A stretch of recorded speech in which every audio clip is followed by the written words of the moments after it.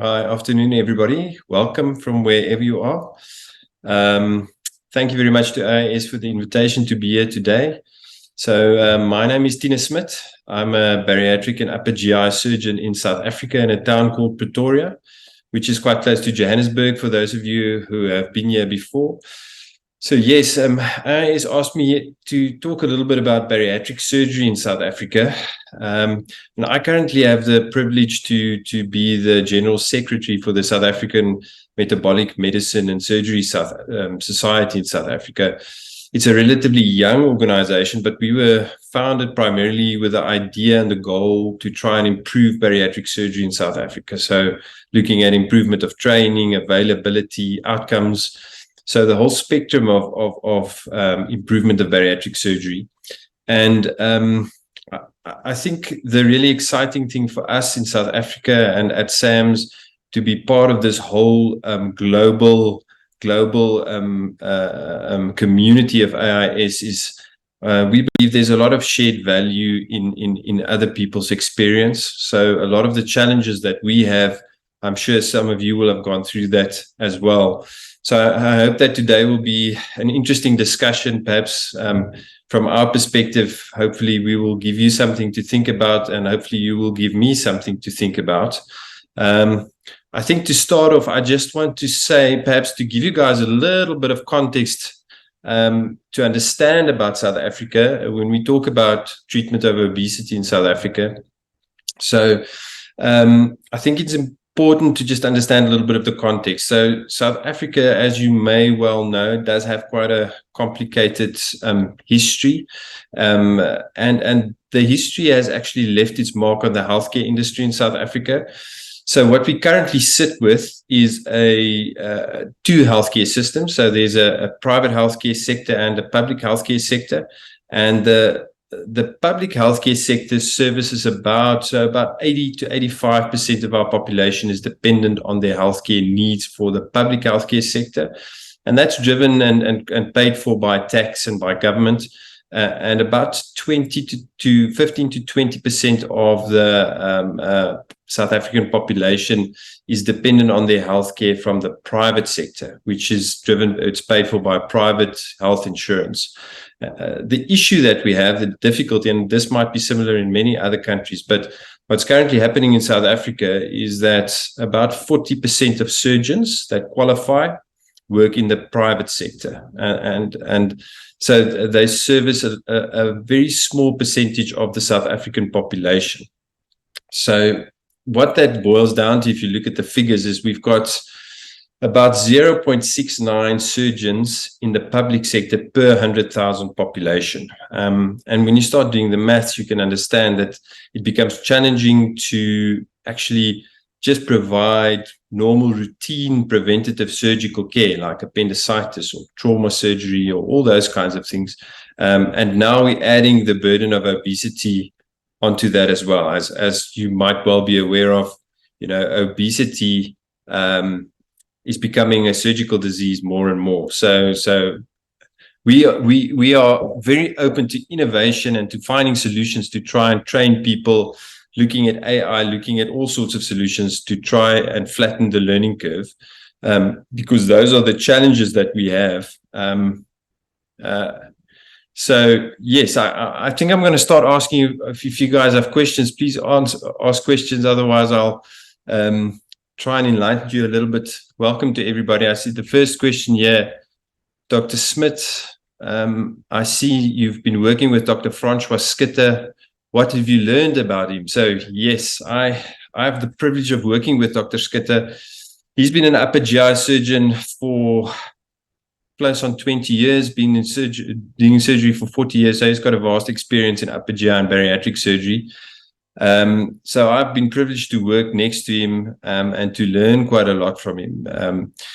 Part of the challenges that we have in South Africa, so I know studies show quite clearly that the learning curve, if you want to train somebody to be a safe bariatric surgeon, on average, it takes about 150 Roux-en-Y gastric bypasses to get there. So if you don't have the opportunity to work in a high volume unit where you can get exposed to those kinds of numbers quickly, it takes 20 years to get that kind of experience. And that's part of the problem in South Africa. If you look at the growth rate of obesity currently, we've got 32% of our population is suffering from obesity, and if we don't do anything different, we'll sit with 50% of our population having obesity in about 10 years' time.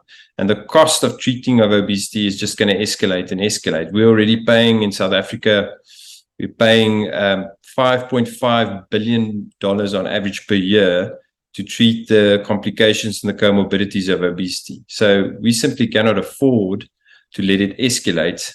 But we also do not have 20 years to train surgeons. So we have to look at ways to flatten the learning curve and to get surgeons to a point where they can do bariatric surgery safely, but to get there quickly. So it's a difficult challenge.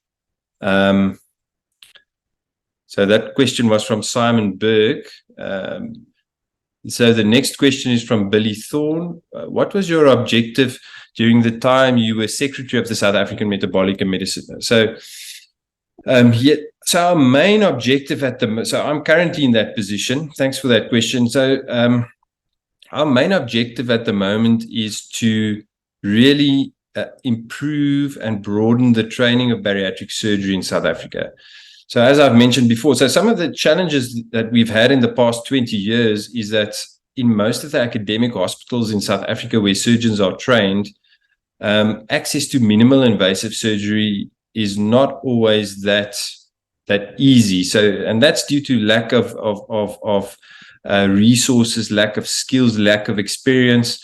So for young surgeons training, to get them exposed to minimal invasive surgery and then to give them exposure to bariatric surgery has been a challenge. And I would say in the last 5 years, we've now got some good academic bariatric units running in South Africa. So for the first time, some of the training surgeons are now being exposed to bariatric surgery.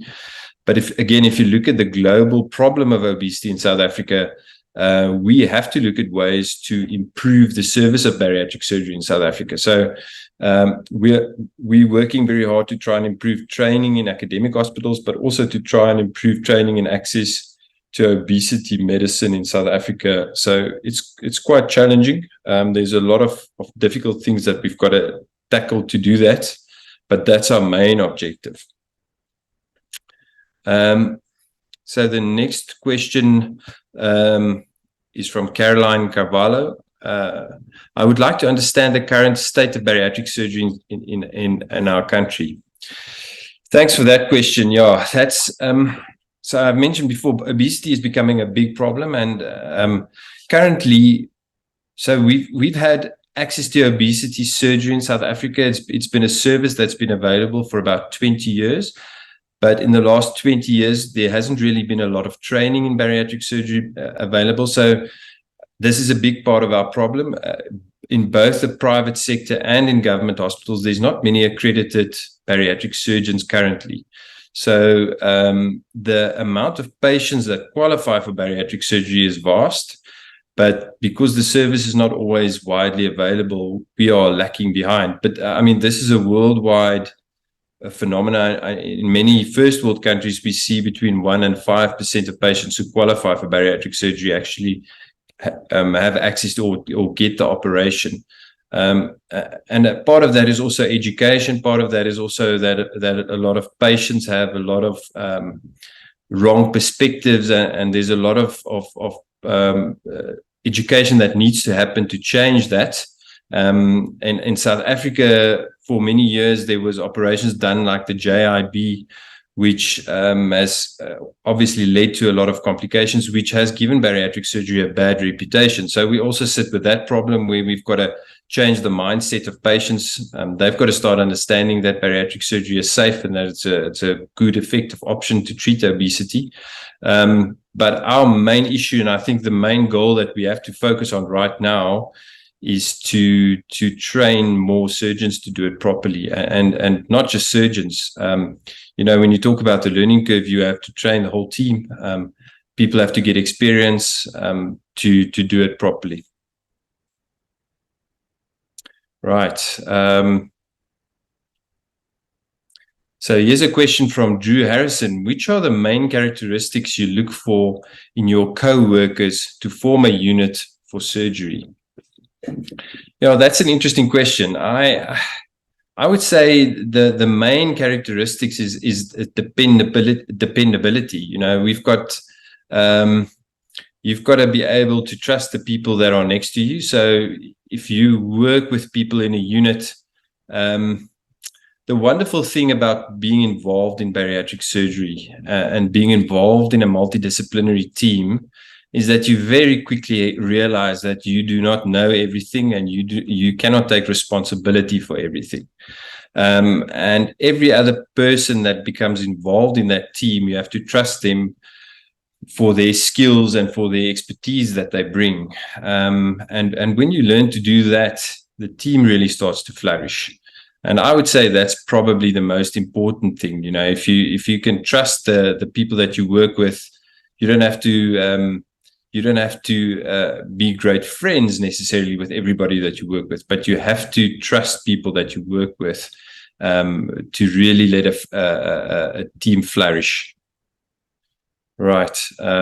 Next question is from Mornay Pepler. Within AI technology, is fluorescent technology a tool to help with a training option?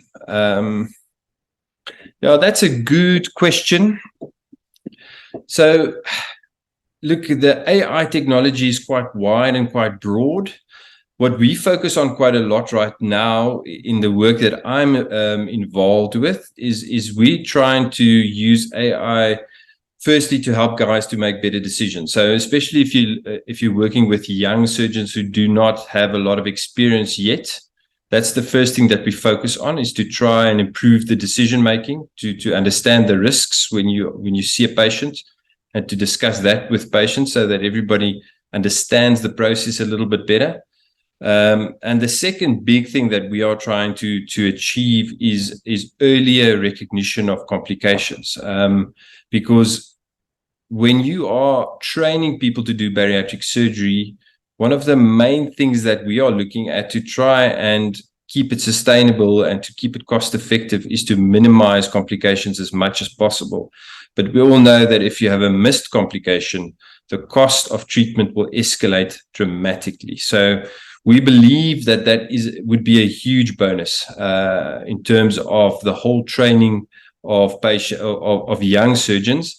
I think the next phase in bariatric surgery is employing AI, which will probably come in robotic surgery, where you actually train guys with simulators to operate, because there's already studies that show that the learning curve in teaching somebody to do robotic bariatric surgery is a lot faster than it is on laparoscopic surgery.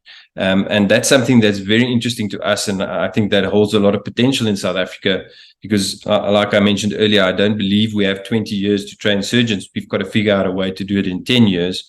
And I believe this is where technology can play a major role.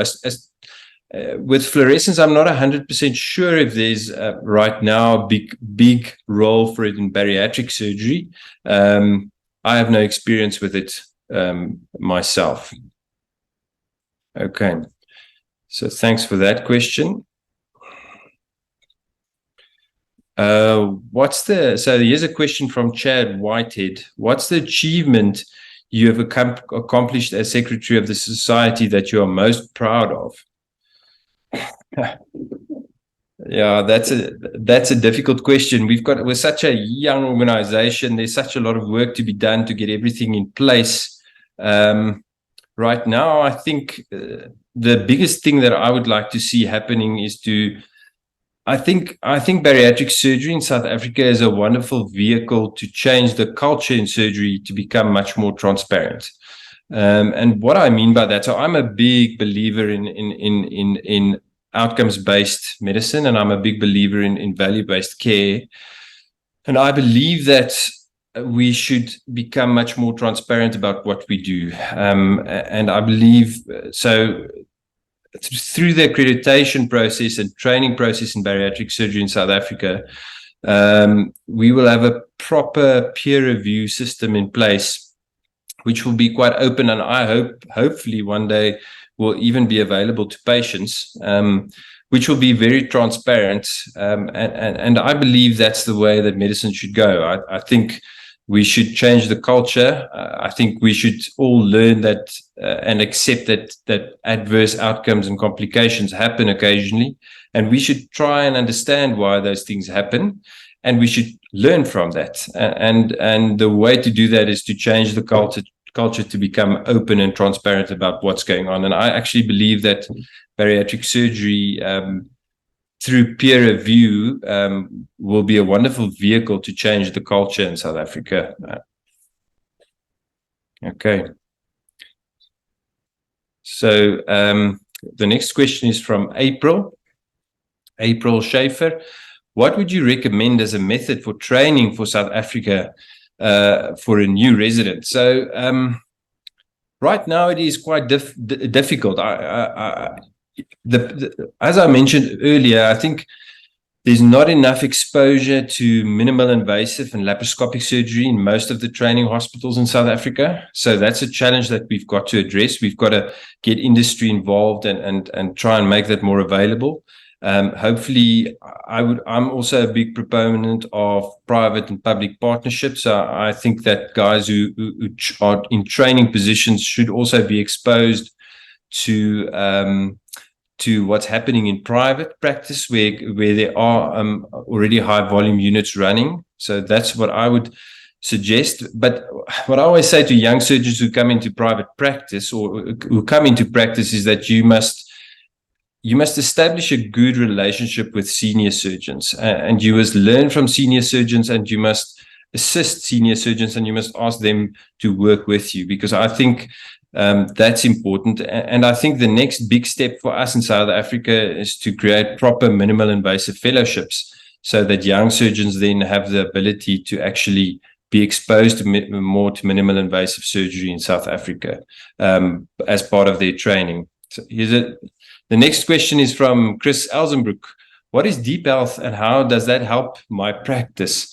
Okay, so Deep Health is a system that I've been very involved with. It's a note-keeping system that we've developed that uses AI. So like I mentioned earlier, we are trying to improve decision-making and trying to get to a point where we can recognize complications earlier. And we are trying to change the culture into a more transparent culture where we can do proper peer review. So Deep Health is that. Deep Health is a clinical note system that we've developed where we really track our outcomes and try and understand the outcomes that we do have, and try and research exactly what it is that impacts the outcome so that we can improve our outcome. So it's a very exciting project to be a part of. Right. Thanks for that question, Chris. The next question is again from April Schleifer. Can you talk about your experience in innovative perioperative information management? Okay. Yeah, thanks for that question, April. So that touches on what Chris asked right now. So what we work on a lot is to firstly to figure out ways to make the whole practice and capturing of proper perioperative data much more efficient. So we often in South Africa do not have the luxury of data capturers running around. So data and outcomes data and registries in South Africa in many of the surgical fields is still lacking. So we are working a lot on ways to try and make that process efficient. So giving the surgeon, who is the primary guy with the clinical knowledge, the ability to capture proper perioperative clinical data whilst he just work through his normal workflow. And that is an interesting process in itself, because surgeons are very busy people, and you do have to do certain administrative work while you work. But the challenge is to combine that with proper clinical data, and then making sure that the data is useful. So firstly, we've built systems now where The surgeon is the primary guy who captures perioperative clinical data. So we know the richness of the data is quite good. And this has also enabled us to build standard sets for general surgery, which is quite broad. In my practice personally, it's made me a lot more aware of every single decision that I make, because I now am very aware of all the outcomes that I track every single day. So even minor complications like perioperative or postoperative nausea is recorded. And then we look at ways to try and improve that. So I definitely think it's made a better surgeon of me. But the challenge is always ongoing. And the challenge is that everybody works differently. So trying to find a way to standardize all these things in such a way that people who think differently, who work differently, can capture good data without wasting any time is a big challenge, but it's actually quite a fun process to be a part of. The next question is from Anna Olivia. Don't you think AI implementation need to be carefully considered in order to not cause any problems during the decision making of the surgeons? Yeah, Anna, thanks. That's a very good question. You know, the question is, how will AI influence somebody when they do make decisions? It's a very good question, because I don't have the answer to that. What I can tell you is that it definitely, from the systems that we've built so far, it enriches your discussions with patients, because I can sit with a patient and click a button and tell him that he's got a 2.3% risk of getting a minor complication, and he's got a 1% risk of dying during the operation. And so it makes you more aware of the decisions that you make. I don't think it will ultimately change your decisions, but I think with awareness of decisions will come better decision making. And I think the big value when it comes to these processes with early recognition of complications is that if there is a patient where the risk suddenly jumps out at you and it's completely off the charts, you will definitely reconsider the way that you manage that patient. And I think ultimately that will lead to better decision making. So you are right. I don't think we'll ever end in a position where AI will make the decisions. And I don't think we must ever get to that point. But I do believe that with the aid of AI, you will be able to make better decisions. Right. So the next question is from William Woodard. Are there marked differences between public service and private practice in your country? Yes, there are. I think perhaps the best way to describe it, and this is actually a worldwide stat, but in South Africa, this is very, very true. You know, currently worldwide, there's 313 million operations being performed worldwide. And of those 313 million operations being performed, 60% of those operations are being performed in areas where only 15% of the world's population live. So that's the reality. You know, there's richer areas worldwide where there's more infrastructure, where there's more trained personnel, get a lot more service. And this is the issue in South Africa. So if you look at it objectively, it's not the private healthcare sector is not being overserviced. The patients are getting services just more available, but there is a lack of access in the public healthcare sector, and that's a resource problem. That's a staffing problem. And that's something that's not just a problem in South Africa, but that's a problem in many, many countries. And if you look at Africa, the whole of Africa, if you look at surgery, you know, there was a good study done by Prof. Heila Kleitz from Sefako Magatu University, where they looked at perioperative surgical outcomes in Africa. And they found that the chance of a patient has twice the risk of dying in Africa compared to the West, And often those patients were not patients with high perioperative risk. So those are factors like experience or availability of staff or availability of expertise, and those are the challenges that we've got to tackle. So yes, there's a big difference between private practice and government in South Africa, but I think the major thing is the fact that there's such a big discrepancy between the availability of staff and the availability of expertise. There's just not enough people. So solving that problem, we need to train more people. I think that's going to be the big priority. Right. So the next question is from Paraskavas. If you could go back in time, what would you do differently in your career? That's an interesting question. That's not something I've ever really thought about, because I'm not really somebody to live in the past.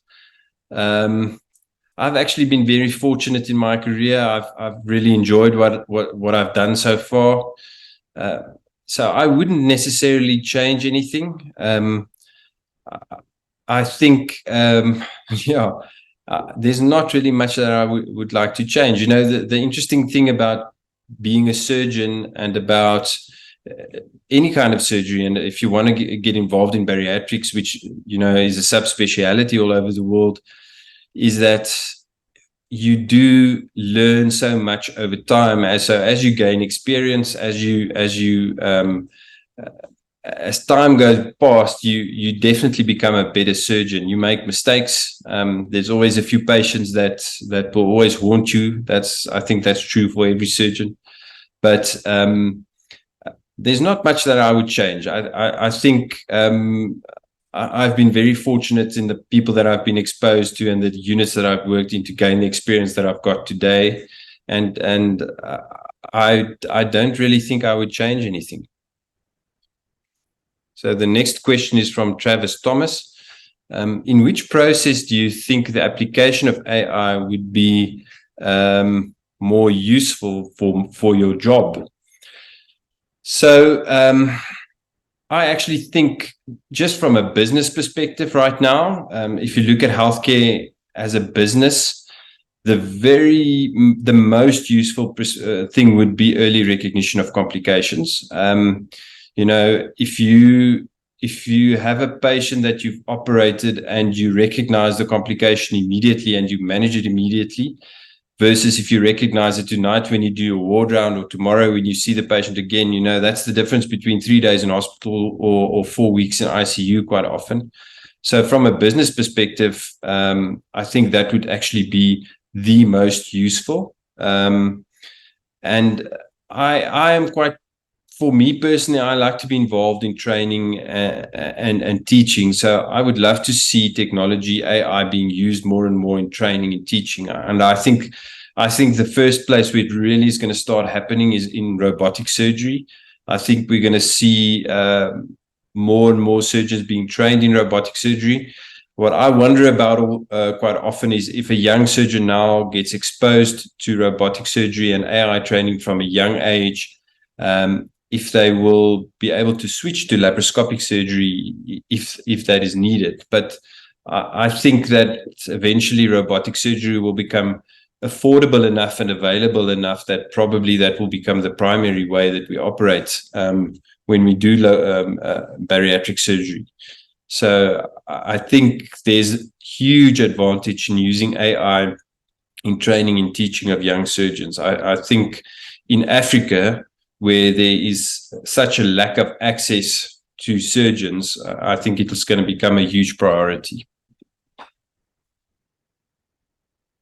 Okay, so the last question then is from Marcus Hill. Which technique do I perform most? So I perform a SADI about 80% of the time. We started off doing a lot of Roux gastric bypasses in South Africa. Currently, there is no funding for revision surgery in bariatrics. So we've probably become a little bit over-aggressive in the way that we manage patients. So we really try and do the operation that we think will give the patient the best long-term outcomes. And we've done quite a lot of SADIs now. We've never seen, I do a SADI with a 3-meter common channel.